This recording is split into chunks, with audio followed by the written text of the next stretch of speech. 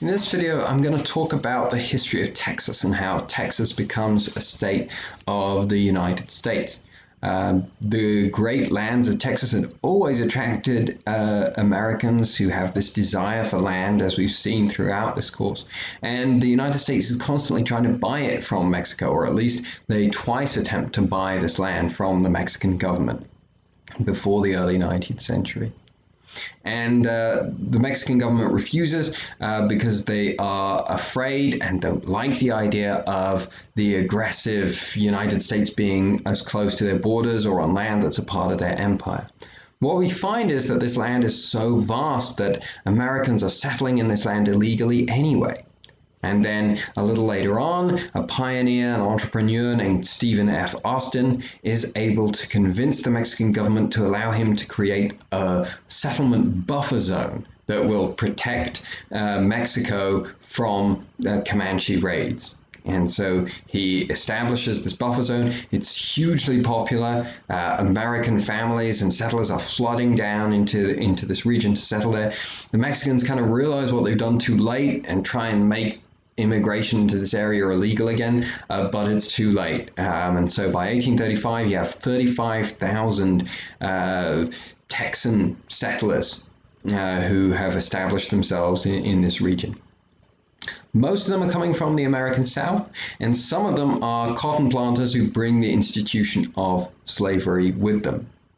But by 1835, Anglo-Texan settlers outnumber Hispanic Texan settlers by about 10 to 1. And so Texas is ready to rebel and to break away from Mexico. And the opportunity to do so arrives in 1836 when General Santa Anna assumes the presidency of Mexico and rules as a dictator. And Texas takes this opportunity, or the Anglo settlers of Texas take this opportunity to rebel and to declare that they are fighting for their independence. Now, your textbook will say that you have 30,000 Texans fighting against 7 million Mexicans. It's not actually that straightforward, and it's not actually that lopsided, because as I've explained, there's chaos and disunity in Mexico as well at this point. At first, however, the Mexican army, which is bigger, it wins a number of victories. But the way they win the victories and the resistance of the Texans actually encourages the resolve of the Texans. And the capture of the Alamo is most famous. This heroic defense by 200 Texans against a huge 2,500 man Mexican army, and they hold out. They buy Sam Houston, who's been elected president of the new Republic of Texas, the representatives of the Texan townships have decided to create. He's able to build an army while the Alamo is resisting. Shortly afterwards, another Texan force is defeated and the prisoners are massacred at the order of the Mexican general and president Santa Anna. And this inspires the Texans with a commitment to fight on for their independence and to seek revenge against their fellow settlers who have been killed in this way. They're led by this man, Sam Houston, who had fought in the War of 1812 as a young man under Andrew Jackson, who was a devotee of Andrew Jackson, who initially had a successful political career until he went through a very painful divorce, at which point he entered a period of depression. He became an alcoholic. He considered suicide. He eventually decided to try and redeem himself by coming to the West. This is symptomatic of what a lot of Americans are doing at this time, seeking redemption, seeking glory by coming to the West. And now he is the one on whom Texan hopes for independence rest. He waits, he bides his time, and then he sees an opportunity to defeat the Mexicans at the Battle of San Jacinto River. And this battle is over in 20 minutes. It's barely even a contest. The Mexican army is devastated. The General Santa Anna, the president of Mexico himself, is captured. He negotiates his freedom by agreeing to the independence of Texas, which now has been won in a campaign that's lasted 7 weeks. This huge, amazingly fertile territory. We hear of the settlers writing about how amazed they are at the availability of game, the fertility of the land that they have settled in. Now you have this Lone Star Republic. But the Lone Star Republic, the Republic of Texas, votes almost immediately that it wants to be annexed by the United States. So you have territory that's trying to become a state, a new state of the United States. Nevertheless, there's opposition to Texas being admitted as a state on the part of the northern states because slavery has been established in Texas by these cotton planters.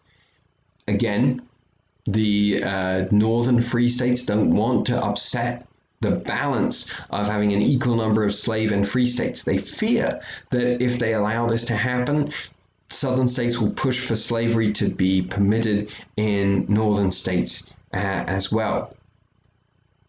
Now, in the election of 1840, the Whigs, a new political party who have split from Andrew Jackson, who they considered too radical, because he wouldn't establish a second national bank, come to power because people are dissatisfied by the Democrats, they're dissatisfied by Jackson's successor, Martin Van Buren, because of the Panic of 1837. And so they elect the first Whig president, William Henry Harrison, an old veteran general from the Battle of Tippecanoe who defeated Tecumseh. But William Henry Harrison is the oldest president at the time, and he dies within a month of office. And so he's replaced by his vice president, John Tyler. John Tyler's interesting because he had 15 children, most of any president. John Tyler's also interesting because he has very different politics from William Henry Harrison, and he was chosen to unite the ticket. And so the Whigs, this opposition party, are an opposition party that's emerged to the Democrats. And they've emerged from a couple of different wings. On one hand, you have the old Federalists, who want a more powerful federal government, who want to unite the United States that way, who want a national bank. That's seen as a sign that the federal government is controlling the economy, rather than in individual states or localities. But you also have people who join the Whigs who are Democrats who feel that Jackson hasn't gone far enough. And that's who Tyler was. Tyler was a Democrat who joined the Whigs because he wanted to oppose the Democrats because of the nullification crisis. He felt that South Carolina should be allowed to nullify federal dictates that it didn't like. And so he refuses to agree to a national bank. And this enrages the other Whigs. And so John Tyler becomes this very interesting president who doesn't have a party. What he does succeed in doing, however, is getting the annexation of Texas agreed. And so it's the last act of his presidency that Texas becomes a state of the Union in 1845. At that time, there were 150,000 Anglo-American settlers in Texas. By 1860, that's grown to 600,000. So this just gives you an idea of how rapid this westward expansion was that was taking place at this time.